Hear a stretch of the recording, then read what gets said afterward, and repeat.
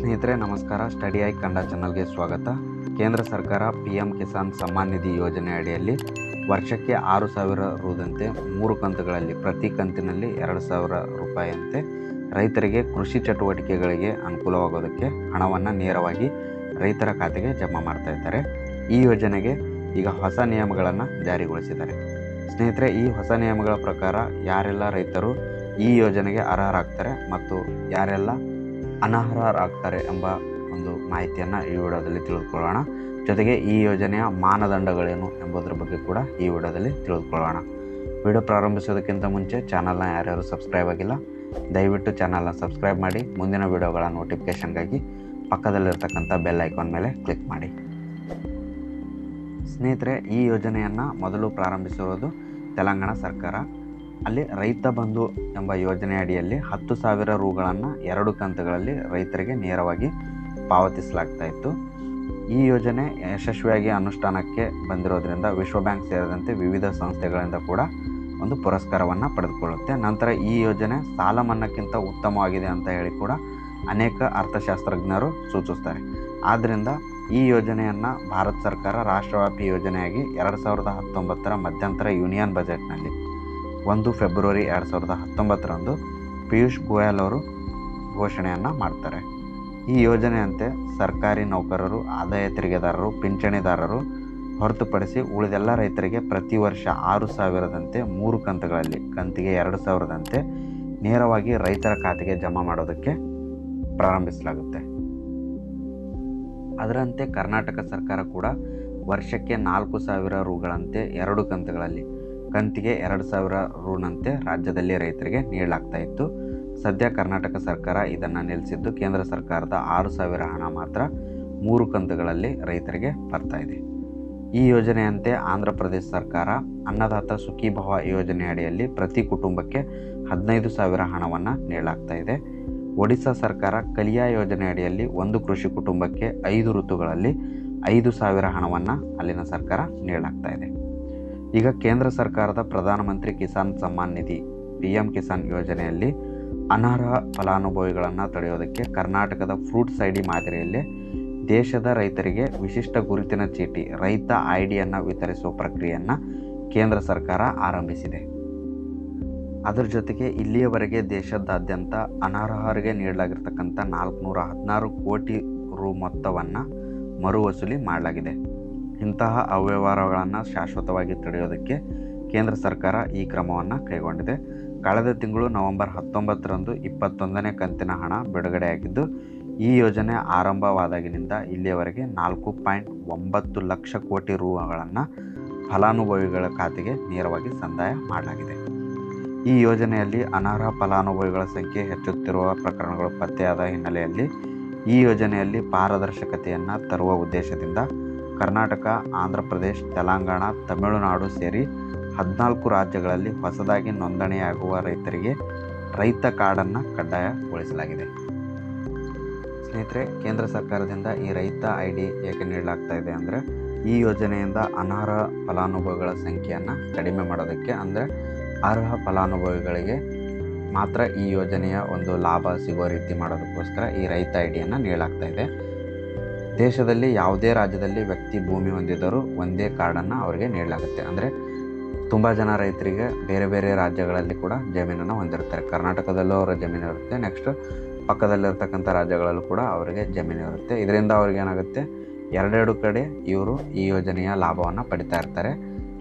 ಈ ರೈತ ID ನೀಡೋದ್ರಿಂದ ಅವರಿಗೆ ಒಂದೇ ಕಡೆ ಈ ಯೋಜನೆಯ ಲಾಭವನ್ನು ಪಡೆಯೋದಕ್ಕೆ ಸಾಧ್ಯವಾಗುತ್ತೆ. ಮುಂದೆ ಬೇರೆ ಬೇರೆ ರಾಜ್ಯಗಳಲ್ಲಿ ಇದ್ದರೂ ಕೂಡ ಅವರಿಗೆ ಒಂದೇ ರೈತ IDಯನ್ನು ನೀಡಲಾಗುತ್ತೆ. ಅದರ ಒಂದು ಪ್ರಕಾರನೇ ಅವರಿಗೆ ಹಣವನ್ನು ನೀಡಲಾಗುತ್ತೆ. ಬೇರೆ ಬೇರೆ ರಾಜ್ಯಗಳಲ್ಲಿ ಜಮೀನನ್ನು ಹೊಂದಿದ ಫಲಾನುಭವಿಯಾಗಿದ್ದರೆ ಅವರ ಖಾತೆಯನ್ನು ಸ್ಥಗಿತಗೊಳಿಸಲಾಗುತ್ತೆ. ಅಂದರೆ ಈಗ ಸದ್ಯದಲ್ಲಿ ಬೇರೆ ಬೇರೆ ರಾಜ್ಯಗಳಲ್ಲಿ ಜಮೀನನ್ನು ಹೊಂದು ಬೇರೆ ಬೇರೆ ಒಂದು ಖಾತೆಗಳ ಮುಖಾಂತರ ಅವರು ಹಣವನ್ನು ಸರ್ಕಾರದಿಂದ ಈ ಯೋಜನೆ ಅಡಿಯಲ್ಲಿ ಪಡಿತಾ ಇದ್ದರೆ ಆ ಒಂದು ಖಾತೆಗಳು ಸ್ಥಗಿತಗೊಳ್ಳುತ್ತವೆ. ಅವರಿಗೆ ಕೇವಲ ರೈತ ID ಎಂಬ ಮುಖಾಂತರ ಕೇವಲ ಒಂದು ಅರ್ಹ ಫಲಾನುಭವಿಗೆ ಮಾತ್ರ ಹಣವನ್ನು ನೀಡಲಾಗುತ್ತೆ. ಬೇರೆ ಬೇರೆ ಮಲ್ಟಿಪಲ್ ಆಗಿ ಏನಾದರೂ ನಿಮ್ಮ ಖಾತೆಗಳನ್ನು ಬೇರೆ ಬೇರೆ ರಾಜ್ಯಗಳಲ್ಲಿ ಹೊಂದಿದರೆ ಅವೆಲ್ಲ ಸ್ಥಗಿತಗೊಳ್ಳುತ್ತೆ. ನಿಮಗೆ ಒಬ್ಬ ರೈತನಿಗೆ ಒಂದು ಬಾರಿ ಮಾತ್ರ ಈ ಒಂದು ಯೋಜನೆಯ ಒಂದು ಲಾಭ ಸಿಗಲಿದೆ. ಗಂಡ ಹೆಂಡತಿ ಇಬ್ಬರು ಫಲಾನುಭವಿಗಳಾಗಿದ್ದರೆ ಅಂಥ ಖಾತೆಗಳು ಕೂಡ ಸ್ಥಗಿತಗೊಳಿಸಲಾಗುತ್ತೆ. ಈಗ ಒಂದು ಕುಟುಂಬದಲ್ಲಿ ಗಂಡನಿಗೂ ಈ ಯೋಜನೆಯಿಂದ ಹಣವನ್ನು ಬರ್ತಾ ಇರುತ್ತೆ, ನೆಕ್ಸ್ಟ್ ಪತ್ನಿಗೂ ಕೂಡ ಈ ಯೋಜನೆಯಿಂದ ಹಣವನ್ನು ಬರ್ತಾ ಇರುತ್ತೆ. ಈಗ ರೈತ ID ಮಾಡೋದ್ರಿಂದ ನಿಮಗೆ ನೆಕ್ಸ್ಟು ಪತಿ ಪತ್ನಿ ಇಬ್ಬರಿಗೂ ಕೂಡ ಈ ಹಣ ಬರೋದಿಲ್ಲ, ಕೇವಲ ಒಬ್ಬರಿಗೆ ಮಾತ್ರ ಈ ಯೋಜನೆಯಿಂದ ಹಣ ಬರುತ್ತೆ. ಒಂದು ಕುಟುಂಬಕ್ಕೆ ಒಬ್ಬರಷ್ಟೇ ಫಲಾನುಭವಿಯಾಗಿರ್ತಾರೆ ಎಂಬ ಹೊಸ ನಿಯಮವನ್ನು ಜಾರಿ ಮಾಡಲಾಗಿದೆ. ಅಂದರೆ ಮುಂದೆ ಕುಟುಂಬದಲ್ಲಿ ತುಂಬ ಜನ ನೀವೇನಾದರೂ ಈ ಯೋಜನೆಯಿಂದ ಲಾಭವನ್ನು ಪಡಿತಾ ಇದ್ದರೆ ನೆಕ್ಸ್ಟ್ ನಿಮಗೆ ಒಂದು ಕುಟುಂಬದಲ್ಲಿ ಒಬ್ಬ ಸದಸ್ಯರಿಗೆ, ಒಬ್ಬ ರೈತರಿಗೆ ಮಾತ್ರ ಈ ಯೋಜನೆಯಿಂದ ಹಣ ಬರುತ್ತೆ. ನೆಕ್ಸ್ಟ್ ಉಳಿದ ನಿಮ್ಮ ಪತ್ನಿಯವರು ಇರ್ಬೋದು, ಅವರಿಗೆಲ್ಲ ಅವರೆಲ್ಲ ಒಂದು ಖಾತೆಗಳು ಸ್ಥಗಿತಗೊಳ್ತವೆ. ಅವರಿಗೆ ಈ ಪ್ರಧಾನಮಂತ್ರಿ ಕಿಸಾನ್ ಸಮ್ಮಾನ್ ನಿಧಿ ಯೋಜನೆ ಅಡಿಯಿಂದ ಹಣ ಬರೋದಿಲ್ಲ, ಕೇವಲ ಒಬ್ಬ ಸದಸ್ಯರಿಗೆ ಮಾತ್ರ ಈ ಯೋಜನೆಯಿಂದ ಹಣ ಬರುತ್ತೆ. ಈ ಯೋಜನೆಯ ಮಾನದಂಡಗಳೇನೆಂದರೆ 1ರಿಂದ 2 ಎಕರೆ ಸ್ವಂತ ಜಮೀನನ್ನು ಹೊಂದಿರತಕ್ಕಂಥ ರೈತರಿಗೆ ಈ ಯೋಜನೆಯಿಂದ ಹಣವನ್ನು ನೀಡಲಾಗುತ್ತೆ. ಭೂ ಹಿಡುವಳಿ ವಿಸ್ತೀರ್ಣ ಮತ್ತು RTC ದಾಖಲೆ ಇರಬೇಕು, ಜೊತೆಗೆ ಆಧಾರ್ ಕಾರ್ಡು ಹಾಗೂ ರೈತ ID ಕೂಡ ಇಲ್ಲಿ ನಿಮಗೆ ನೀಡಲಾಗುತ್ತೆ.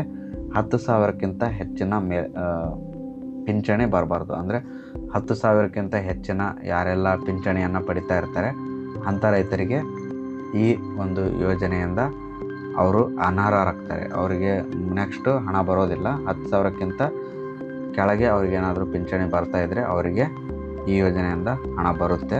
ಒಂದು ವೇಳೆ 10,000ಕ್ಕಿಂತ ಜಾಸ್ತಿ ಪೆನ್ಷನನ್ನು ಅವರು ಪಡ್ಕೊಳ್ತಾ ಇದ್ದರೆ ಅವರಿಗೆ ನೆಕ್ಸ್ಟ್ ಹಣ ಬರೋದಿಲ್ಲ. ಹಿಂದೆ ಏನಾದರೂ ಬಂದಿದ್ದರೂ ಕೂಡ ಅದನ್ನು ಮರು ವಸೂಲಾತಿ ಮಾಡಲಾಗುತ್ತೆ. ಆಧಾರ್ ಕಾರ್ಡ್, ಜಮೀನು ದಾಖಲೆ ನವೀಕರಿಸಿ ಈ KYCಯನ್ನು ಕಡ್ಡಾಯವಾಗಿ ಮಾಡಬೇಕು. ನೀವು ನಿಮ್ಮ ಒಂದು ಆಧಾರ್ ಕಾರ್ಡು ಮತ್ತು ಜಮೀನಿನ ದಾಖಲೆಯನ್ನು ನವೀಕರಿಸಿ ನೀವು ಈ KYCಯನ್ನು ಕಡ್ಡಾಯವಾಗಿ ಮಾಡಬೇಕು. ಈ KYC ಆಗಿರಲಿಲ್ಲ ಅಂದರೂ ಕೂಡ ನಿಮಗೆ ಈ ಯೋಜನೆಯಿಂದ ಹಣ ಬರೋದಿಲ್ಲ, ನಿಮ್ಮ ಖಾತೆ ಕೂಡ ಸ್ಥಗಿತವಾಗಿರುತ್ತೆ, ಅಲ್ಲಿ ಹೋಲ್ಡ್ ಮಾಡಲಾಗಿರುತ್ತೆ. ನೀವು ನೆಕ್ಸ್ಟು ಆಧಾರ್ ಕಾರ್ಡು ಮತ್ತು ನಿಮ್ಮ ಜಮೀನು ದಾಖಲೆಗಳನ್ನು ಲಿಂಕ್ ಮಾಡಿಸಿ ಈ KYC ಮಾಡಿಸಿದ ನಂತರ ಮತ್ತೆ ನಿಮಗೆ ಹಣ ಬಿಡುಗಡೆ ಆಗುತ್ತೆ. ಈ KYC ಕಡ್ಡಾಯ ಅಂತ ತಿಳಿಸಿದ್ದಾರೆ. ಜೊತೆಗೆ ಆದಾಯ ತೆರಿಗೆ ಪಾವತಿದಾರರಾಗಿರಬಾರ್ದು. ಅಂದರೆ ಯಾರೆಲ್ಲ ರೈತರು ಆದಾಯ ತೆರಿಗೆಯನ್ನು ಕಟ್ತಾ ಇರ್ತಾರೆ, ಅಂದರೆ ಸೈಡ್ ಬಿಸ್ನೆಸ್ ಅಥವಾ ಬೇರೆ ಕಡೆ ಏನೋ ಜಾಬ್ ಮಾಡ್ತಾಯಿದ್ದಾರೆ, ಹೆಚ್ಚಿನ ಆದಾಯವನ್ನು ಹೊಂದಿರ್ತಾರೆ, ಹೆಚ್ಚಿನ ಆದಾಯವನ್ನು ಹೊಂದಿದರೂ ಕೂಡ ಈ ಯೋಜನೆಯಿಂದ ಒಂದು ಲಾಭವನ್ನು ಪಡೆದುಕೊಳ್ತಾ ಇರ್ತಾರೆ. ಈ ರೈತ ID ಮಾಡೋ ಮುಖಾಂತರ ನಿಮಗೆ ನೆಕ್ಸ್ಟ್ ಏನಾಗುತ್ತೆ, ನೀವೇನಾದರೂ ಆದಾಯ ತೆರಿಗೆಯನ್ನು ಪಾವತಿಸ್ತಾ ಇದ್ದರೆ ಅಥವಾ ಹೆಚ್ಚಿನ ಪಿಂಚಣಿಯನ್ನು ಹೊಂದಿದರೂ ಕೂಡ ನಿಮ್ಮ ಒಂದು ಖಾತೆ ಸ್ಥಗಿತಗೊಳ್ಳುತ್ತೆ. ನೆಕ್ಸ್ಟು ಯಾರೆಲ್ಲ ಆದಾಯ ತೆರಿಗೆಯನ್ನು ಕಟ್ತಾ ಇರೋದಿಲ್ಲ, ಬಡವರು ಇರ್ತಾರೆ, ಆಮೇಲೆ ಸಣ್ಣ ಹಿಡುವಳಿದಾರರು ಇರ್ತಾರೆ, ಅಂತೆಲ್ಲ ರೈತರಿಗೆ ಈ ಯೋಜನೆಯಿಂದ ಲಾಭ ದೊರೆಯುತ್ತೆ. ಮತ್ತು ಕುಟುಂಬದಲ್ಲಿ ಒಬ್ಬ ಸದಸ್ಯರಿಗೆ ಮಾತ್ರ ಈ ಯೋಜನೆಯಿಂದ ಲಾಭ ಬರುತ್ತೆ. ಈಗೇನಾದರೂ ಕುಟುಂಬದಲ್ಲಿ ಎಲ್ಲ ಸದಸ್ಯರಿಗೂ ಹಣ ಬರ್ತಾಯಿದ್ರೆ ನೆಕ್ಸ್ಟ್ ಸ್ಥಗಿತವಾಗುತ್ತೆ, ಕೇವಲ ಕುಟುಂಬದಲ್ಲಿ ಒಬ್ಬ ಸದಸ್ಯರಿಗೆ ಮಾತ್ರ ಹಣ ಬರುತ್ತೆ ಈ ಯೋಜನೆಯಿಂದ. ಯಾವುದು PM ಕಿಸಾನ್ ಯೋಜನೆಯಿಂದ ರೈತರಿಗೆ ಒಂದು ಕುಟುಂಬದಲ್ಲಿ ಒಬ್ಬರಿಗೆ ಮಾತ್ರ ಹಣ ಬರುತ್ತೆ. ಆದಾಯ ತೆರಿಗೆ ಯಾರೆಲ್ಲ ಪಾವತಿಸ್ತಾ ಇರ್ತಾರೆ ಅವರಿಗೆ ಹಣ ಬರೋದಿಲ್ಲ. 10,000ಕ್ಕಿಂತ ಜಾಸ್ತಿ ಯಾರೆಲ್ಲ ಪಿಂಚಣಿಯನ್ನು ಹೊಂದಿರ್ತಾರೆ, ಪೆನ್ಷನನ್ನು ಹೊಂದಿರ್ತಾರೆ, ಅವರಿಗೂ ಕೂಡ ಮುಂದೆ ಹಣ ಬರೋದಿಲ್ಲ. ಜೊತೆಗೆ ಆಧಾರ್ ಕಾರ್ಡನ್ನು ಆಧಾರ್ ಕಾರ್ಡನ್ನು ಜಮೀನು ಜೊತೆಗೆ KYC ಮಾಡಿಸಿರ್ಬೇಕು. KYC ಯಾರೆಲ್ಲ ಮಾಡಿಸಿರಲ್ಲ ಅವರಿಗೂ ಕೂಡ ನೆಕ್ಸ್ಟು ಹಣ ಬರೋದಿಲ್ಲ. ನೀವು ಯಾರ್ಯಾವ KYC ಮಾಡೋದಿಲ್ಲ ಅವರ ಅಕೌಂಟು ಕೂಡ ಹೋಲ್ಡ್ ಆಗುತ್ತೆ. ಆಮೇಲೆ ಅನರ್ಹ ಫಲಾನುಭವಿಗಳಿಂದ 416 ಕೋಟಿ ರೂವನ್ನು ಮರು ವಸೂಲಾತಿ ಮಾಡಲಾಗಿದೆ. ಈಗೇನಾದರೂ ಹಿಂದೆ ಯಾರಿಗಾದರೂ ಅವರು ಈ ಯೋಜನೆಯಿಂದ ಅನರ್ಹರಿರ್ತಾರೆ, ಆದರೂ ಕೂಡ ಅವರಿಗೆ ಹಣ ಬಂದಿರುತ್ತೆ, ಅಂಥ ಒಂದು ರೈತರಿಂದ ಸುಮಾರು 416 ಕೋಟಿ ಹಣವನ್ನು ಈಗ ಮರು ವಸೂಲಾತಿ ಮಾಡಲಾಗಿದೆ. ನಿಮಗೂ ಏನಾದರೂ ನೀವು ಪಿಂಚಣಿದಾರರಾಗಿದ್ದರೆ, 10,000ಕ್ಕಿಂತ ಹೆಚ್ಚಿನ ಹಣದ ಪಿಂಚಣಿದಾರರಾಗಿದ್ದರೆ ಮತ್ತು ಆದಾಯ ತೆರಿಗೆಯನ್ನು ಕಟ್ತಾ ಇದ್ದರೆ, ನಿಮ್ಮ ಖಾತೆಗೂ ಹಣ ಬರ್ತಾ ಇತ್ತು ಅಂದರೆ ಈ ಯೋಜನೆ ಅಡಿಯಲ್ಲಿ ನಿಮ್ಮಿಂದ ಕೂಡ ಮರು ವಸೂಲಾತಿ ಮಾಡಲಾಗುತ್ತೆ ಮುಂದೆ. ಆದ್ದರಿಂದ ನೀವೇನಾದರೂ ಈ ಯೋಜನೆಗೆ ಅನರ್ಹರಿದ್ದರೆ ಮೊದಲೇ ನೀವು ನಿಮ್ಮ ಒಂದು ರೈತ ಸಂಪರ್ಕ ಕೇಂದ್ರಗಳಿಗೆ ಹೋಗಿ ಅರ್ಜಿಯನ್ನು ನೀಡಿ ನೀವು ಈ ಒಂದು ಬರ್ತಕ್ಕಂಥ ಹಣವನ್ನು ನಿಲ್ಲಿಸಬೇಕು. ಇಲ್ಲಾಂದರೆ ಒಂದು ವೇಳೆ ಹಣ ಬಂದಿದ್ದರೆ ಮುಂದೆ ನಿಮ್ಮಿಂದ ಕೂಡ ಮರು ವಸೂಲಾತಿ ಮಾಡಲಾಗುತ್ತೆ. ರಾಜ್ಯದ 59.13 ಲಕ್ಷ ರೈತರಿಗೆ ವಿಶಿಷ್ಟ ಗುರುತಿನ ಚೀಟಿಯನ್ನು ನೀಡುವ ಗುರಿಯನ್ನು ಹೊಂದಿದ್ದಾರೆ. ಅಂದರೆ ನೆಕ್ಸ್ಟ್ ಕರ್ನಾಟಕ ರಾಜ್ಯದಲ್ಲೂ ಕೂಡ ಎಲ್ಲ ರೈತರಿಗೆ ಈ ಒಂದು ಗುರುತಿನ ಚೀಟಿಯನ್ನು ನೀಡುವ ಒಂದು ಉದ್ದೇಶವನ್ನು ಹೊಂದಿದ್ದಾರೆ. 7 ಮತ್ತು 21ನೇ ಕಂತಿನ ವೇಳೆಗೆ 11.38 ಲಕ್ಷ ಖಾತೆಗಳನ್ನು ಸ್ಥಗಿತಗೊಳಿಸಲಾಗಿದೆ. 7ರಿಂದ 21ನೇ ಕಂತಿನವರೆಗೆ ಅಂದರೆ ಮಧ್ಯಂತರದಲ್ಲಿ ಸುಮಾರು 11.38 ಲಕ್ಷ ಖಾತೆಗಳನ್ನು ಸ್ಥಗಿತಗೊಳಿಸಲಾಗಿದೆ. ಅಂದರೆ ಅನರ್ಹ ರೈತರನ್ನು ಈ ಒಂದು ಕಾರ್ಡ್ ಮುಖಾಂತರ ಗುರುತಿಸಿ ಅವರನ್ನು ಈ ಯೋಜನೆಯಿಂದ ಹೊರಹಾಕಲಾಗಿದೆ. ಅಕ್ರಮವನ್ನು ತಡೆಗಟ್ಟಲಾಗಿದೆ ಅಂತ ಹೇಳ್ಬೋದು.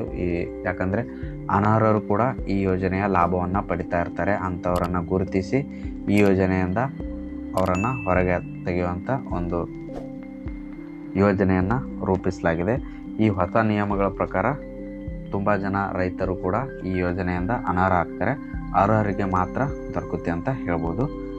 ಇದು PM ಕಿಸಾನ್ ಯೋಜನೆ. ಪ್ರತಿ ವರ್ಷದಲ್ಲಿ 6,000 ಪ್ರತಿ 3 ಕಂತುಗಳಲ್ಲಿ ನಿಮಗೆ ನೀಡಲಾಗುತ್ತೆ. ಪ್ರತಿ ಕಂತಿಗೆ 2,000 ಹಣವನ್ನು ನಿಮಗೆ ನೀಡಲಾಗುತ್ತೆ. ನೆಕ್ಸ್ಟ್ ಏನಾದರೂ ನೀವು ಪಿಂಚಣಿದಾರರಾಗಿದ್ದರೆ ಮತ್ತು ತೆರಿಗೆಯನ್ನು ಪಾವತಿಸ್ತಾ ಇದ್ದರೆ ನೀವು ಕೂಡ ಅನರ್ಹ ಆಗ್ತೀರಾ. ಕುಟುಂಬದಲ್ಲಿ ಒಬ್ಬ ಸದಸ್ಯರಿಗೆ ಮಾತ್ರ ಈ ಯೋಜನೆಯಿಂದ ಮುಂದೆ ಹಣವನ್ನು ನೀಡಲಾಗುತ್ತೆ. ಸ್ನೇಹಿತರೆ, ಈ ವಿಡಿಯೋದಲ್ಲಿ ನೀಡಿರತಕ್ಕಂಥ ಮಾಹಿತಿ ನಿಮಗೆಲ್ಲ ಇಷ್ಟ ಆಗಿದೆ ಅಂತ ತಿಳ್ಕೊತೀನಿ. ವಿಡಿಯೋ ಇಷ್ಟ ಆಗಿದರೆ ವಿಡಿಯೋನ ಲೈಕ್ ಮತ್ತು ಆದಷ್ಟು ಜನ ರೈತರಿಗೆ ಶೇರ್ ಮಾಡಿ. ಚಾನಲ್ನ ಯಾರ್ಯಾರು ಸಬ್ಸ್ಕ್ರೈಬ್ ಆಗಿಲ್ಲ ದಯವಿಟ್ಟು ಚಾನಲ್ನ ಸಬ್ಸ್ಕ್ರೈಬ್ ಮಾಡಿ. ಮುಂದೆ ಇದೇ ರೀತಿಯಾದಂಥ ಮಾಹಿತಿ ವಿಡಿಯೋಗಳನ್ನು ನಿಮಗಾಗಿ ತರ್ತಾ ಇರ್ತೀವಿ. ಮುಂದಿನ ವಿಡಿಯೋಗಳ ನೋಟಿಫಿಕೇಷನ್ಗಾಗಿ ಪಕ್ಕದಲ್ಲಿರ್ತಕ್ಕಂಥ ಬೆಲ್ ಐಕಾನ್ ಮೇಲೆ ಕ್ಲಿಕ್ ಮಾಡಿ. ಧನ್ಯವಾದಗಳು.